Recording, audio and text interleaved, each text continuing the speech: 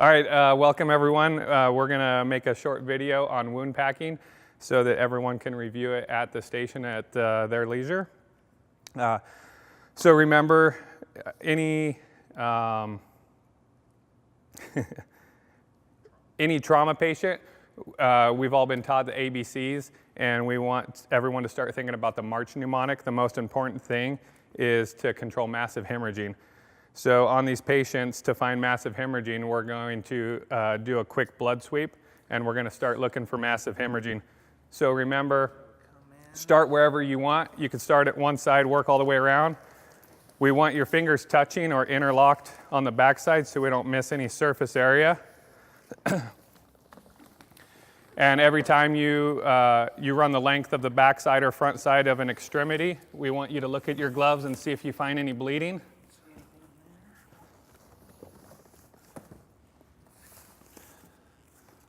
Looks like you got some blood right here, maybe. Okay, I don't see any obvious over here. So once we find bleeding on an area, we want to tent the clothing.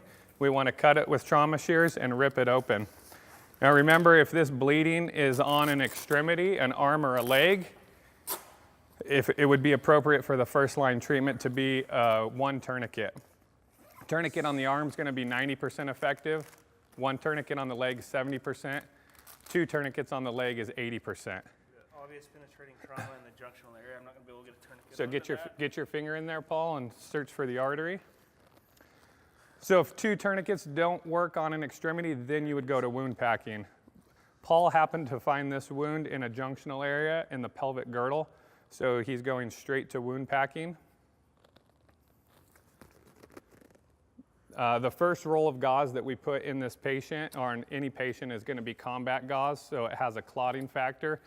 We want to find the artery if we can, so that we can get the first piece of gauze down on the artery and get pressure on the artery so it starts clotting at the source. We're going to use one roll of combat gauze on every injury. If the person's shot multiple places, they'd get combat gauze in every hole, but only one roll per hole. If the wound takes more than one roll of gauze, then we'll switch to our regular rolled gauze after that. And the rule of thumb that Captain McNeil is teaching is pack the hole until it's completely full, and then force an entire another roll in there. As Paul's packing this, he's not just pushing straight down, but he's pushing in all directions to try and get any void space or any cavity filled.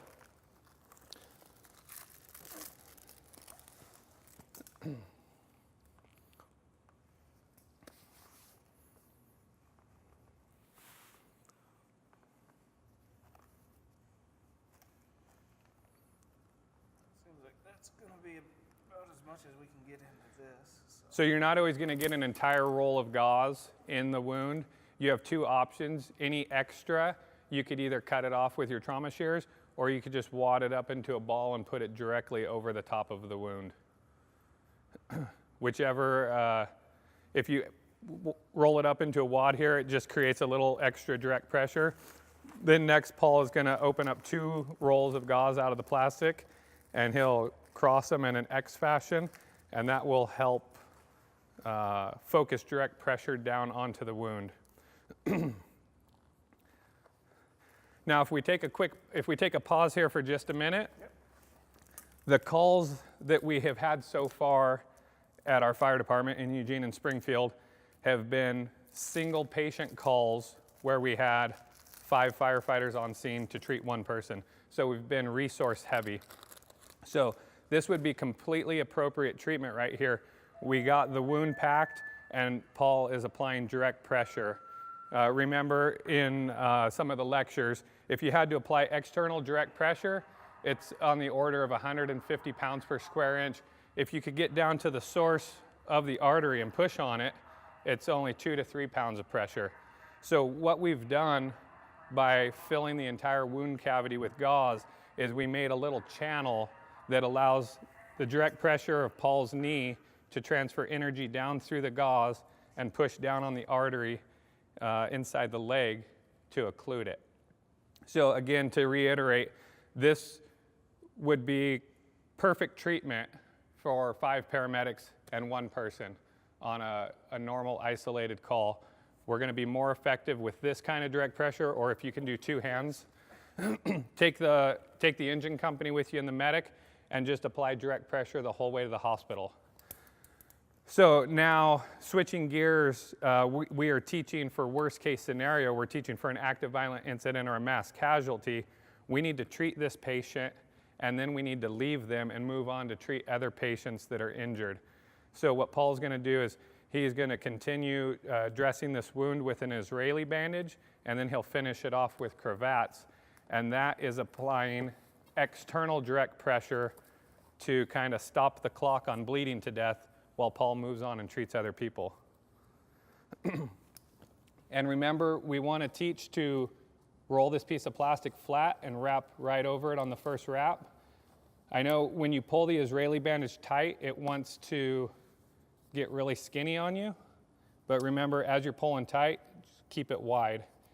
Capture the bottom here. So as Paul wrapped around the leg to apply direct pressure, got it? And now he's going to wrap around the waist as a stabilizer. It's important to get up above the hip bone or the pelvic girdle area so that the bandaging has something to anchor to, so it won't migrate down the leg.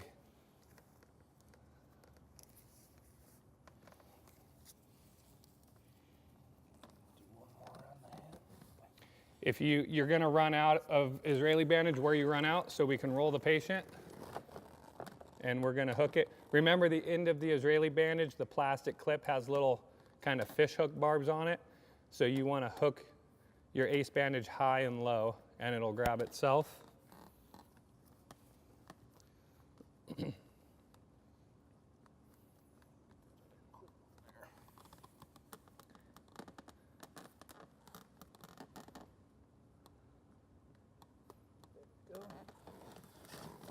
All right. So now we are going to apply the first cravat. So the cravat is just a military version of a triangle bandage. It's a different fabric than the old white ones, and the fabric's a little stronger.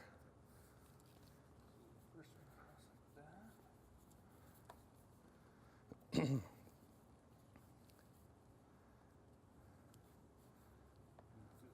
over the top of it. So again, this first cravat is applying direct pressure over the wound. So Paul wrapped it around the leg. He's tying a square knot above where he thinks the wound is at. Okay. Now we're going to get a second cravat.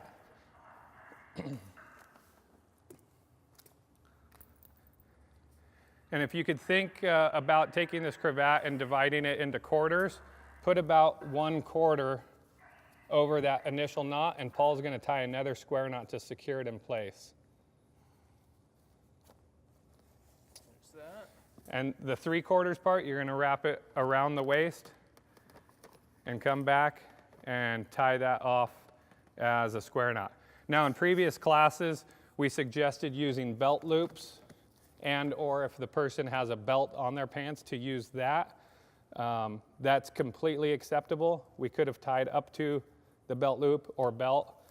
In this case, this patient lost a bunch of weight, so their pants are pretty loose fitting. So that's why we went with the second cravat that it's kind of like a makeshift belt. So, as you can see, Paul ripped this. Sometimes they rip, but overall they're pretty durable. And remember, the whole point of this second cravat is to just stabilize the first one. We don't want Paul cinching down on it so tight that it pulls it up and off the bandaging. We just want it to stay in the neutral position that it was originally. So now this patient, hopefully we've stopped the time clock on their bleeding. This is going to buy them some time until we can transport them to the hospital, because the surgeon is what they need. And now it's time for Paul to move on to some stump packing. All right. So we'll see you in a minute with stump packing.